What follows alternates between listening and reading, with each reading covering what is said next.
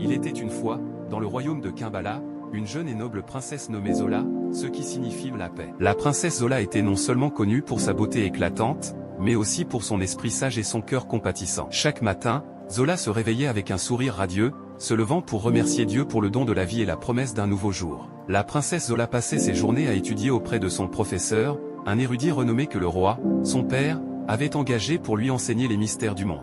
Zola posait des questions sur tout, des étoiles du ciel aux coutumes des villages lointains. Avec chaque jour qui passait, la sagesse de Zola ne faisait que croître, ajoutant à sa beauté une profondeur intérieure qui inspirait tous ceux qui la rencontraient. Zola aimait particulièrement écouter les récits des villageois, offrant ses conseils et sa compassion à ceux qui en avaient besoin. Sa sincérité et son dévouement faisaient d'elle une figure respectée et aimée. Un jour, une terrible sécheresse s'abattit sur le royaume de Kimbala. Les rivières se tarirent, les champs se desséchèrent, et les villageois, désespérés, se tournèrent vers le roi pour trouver une solution. Mais malgré tous les efforts des conseillers et des sages, aucune solution ne semblait possible. Voyant la souffrance de son peuple, la princesse Zola décida de chercher de l'aide au-delà des limites du royaume. Une nuit, après avoir prié pour obtenir des réponses, elle fit un rêve dans lequel un esprit bienveillant lui parla. « Ma fille, va voir la sage vieille femme qui vit au pied de la montagne Bonji. Elle détient la clé pour sauver votre royaume. Vas-y seulement avec ton ami d'enfance. » Le lendemain, Zola, bien qu'incertaine de la réalité de son rêve, choisit d'écouter cette voix pour le bien de son peuple.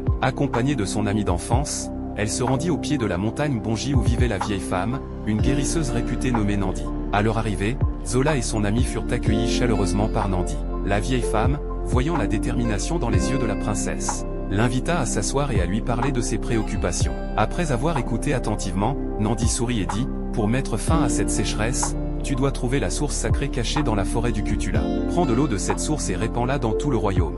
Cette source n'obéira qu'à toi, car ton cœur est pur et rempli de compassion. » Reconnaissante, la princesse Zola remercia Nandi et retourna au palais pour informer ses parents de ce qu'elle avait appris. Bien que le roi fût inquiet pour la sécurité de sa fille, Zola insista « Père, je ne peux pas rester inactive alors que notre peuple souffre. Dieu m'a donné cette mission, et je dois la mener à bien. » Avec la bénédiction de ses parents, Zola partit pour la forêt du Kutula. Elle s'attendait à rencontrer des dangers, mais la forêt semblait la protéger. Finalement, elle trouva la source sacrée, une petite oasis cachée au cœur de la forêt. Avec soin, elle remplit une gourde de l'eau cristalline et retourna au village. De retour à Kimbala, Zola demanda aux villageois de se rassembler et de rester joyeux pendant qu'elle accomplissait le rituel.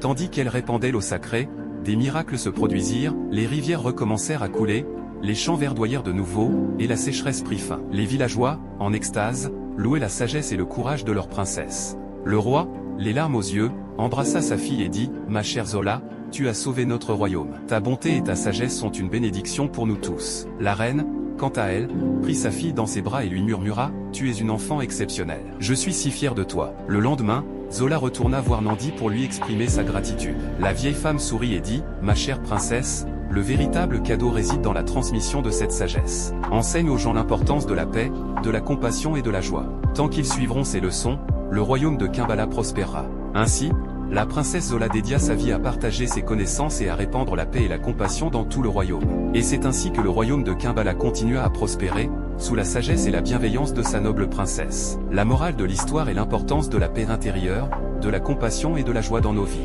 Nous avons atteint la fin de notre histoire aujourd'hui. J'espère qu'elle vous a plu. N'oubliez pas de vous abonner à ma chaîne et de partager autour de vous. À la prochaine!